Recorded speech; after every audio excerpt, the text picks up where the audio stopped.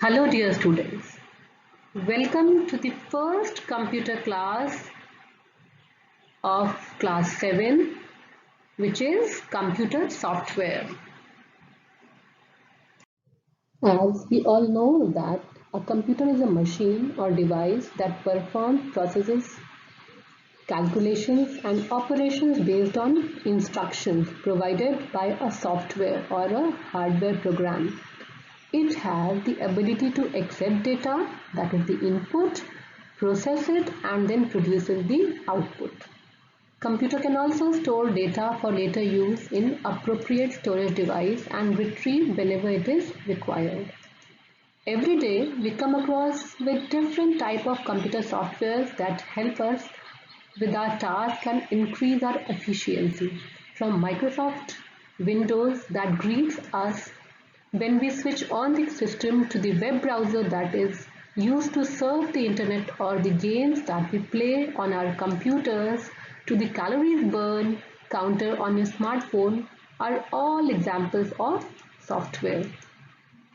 It essentially directs all of the peripheral devices on the entire computer system. What exactly to do and how exactly to perform a task. A software plays a key role of a mediator between the user and the computer hardware. So it is a mediator between the hardware and the user, the person using the computer. In the absence of a software, a user essentially can't even perform any of the tasks on a computer. So what is a software? A software is a collection of instructions that enable the user to interact with the computer, its hardware or perform tasks.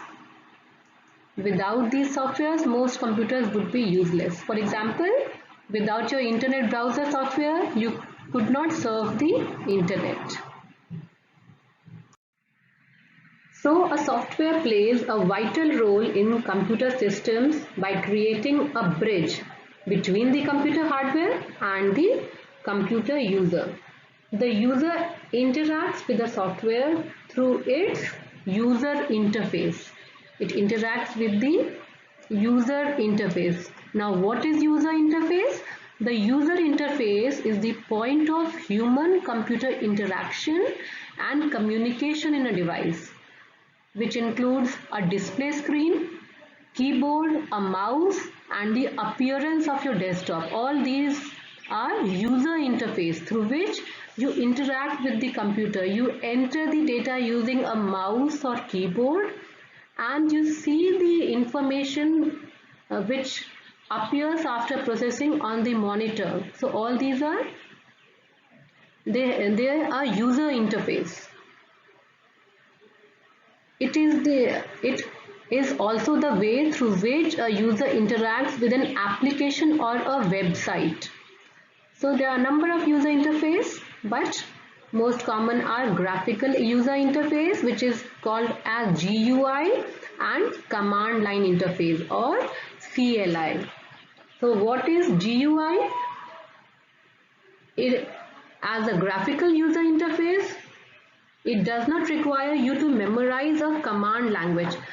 First of all, let's discuss what is command line interface, then I'll tell what is graphical user interface.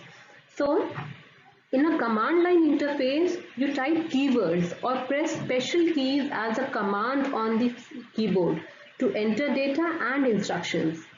And the set of commands you use to interact with the computer is called the command language.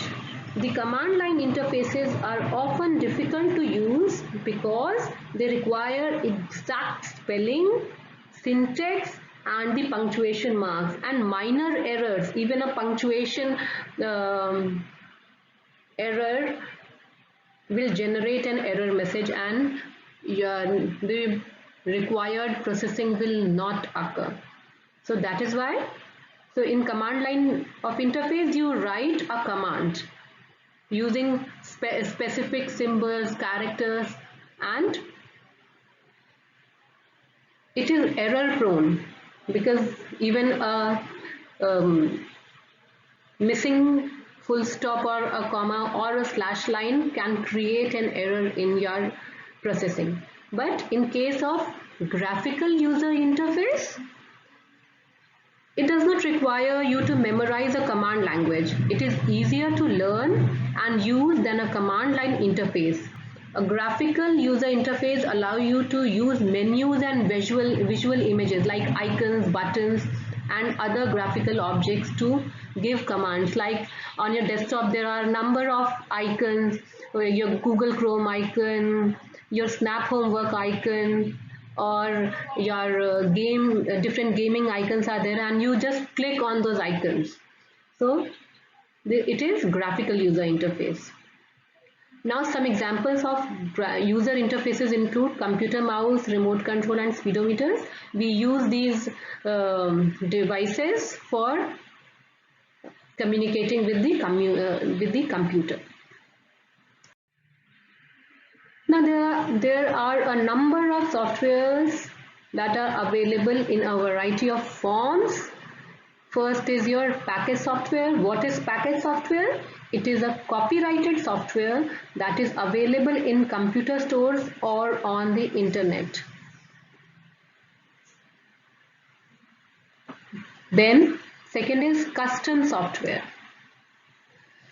If you want a particular software for your need and it is not available, as the software which is available is not meeting your requirements, then you can ask a programmer to develop and design a custom software for you. And because it is custom made, specially made for you, so they usually cost more than the package softwares.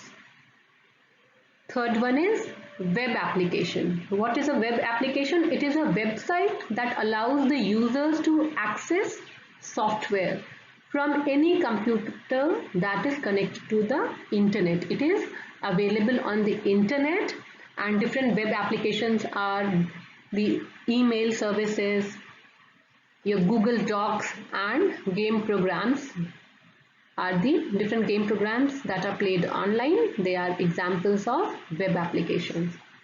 Fourth one is open source. What is an open source software? You can use and do modifications on an open source software, and it is allowed because the licenses of open source type, that is, you can modify them. It can usually be downloaded from the internet free of cost. Next is shareware. It is a copyrighted software that is distributed free of cost for a trial period. Like some software says free for 30 days trial period, or 60 days trial period, or 90 days trial period, and after that you have to, if you want to continue with the software, or if you after that period if you want to use that software, then you have to make a payment to the program developer. Then last is freeware. Freeware is a copyrighted software provided at no extra cost by an individual or a company that retains all the rights to the software. So it is available freely and you don't need not to pay any payment for using this software. Now, whenever we purchase a software and we install it, it says to register, we have to register or activate the software.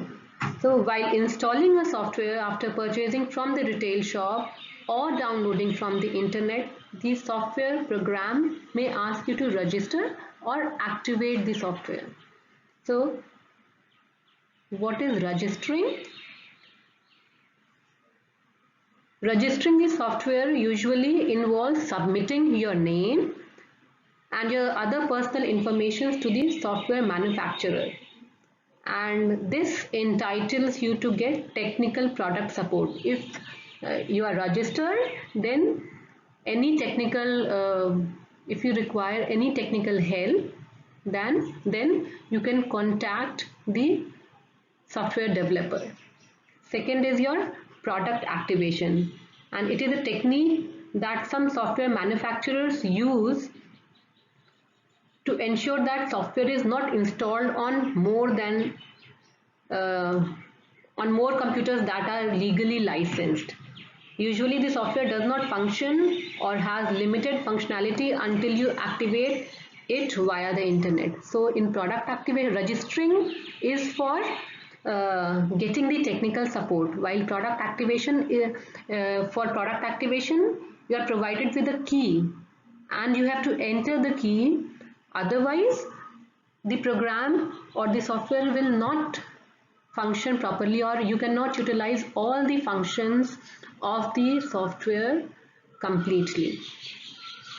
And this product activation ensures the manufacturer or programmer or software developer to get the full profit out of that software that has been programmed. Otherwise, what will happen?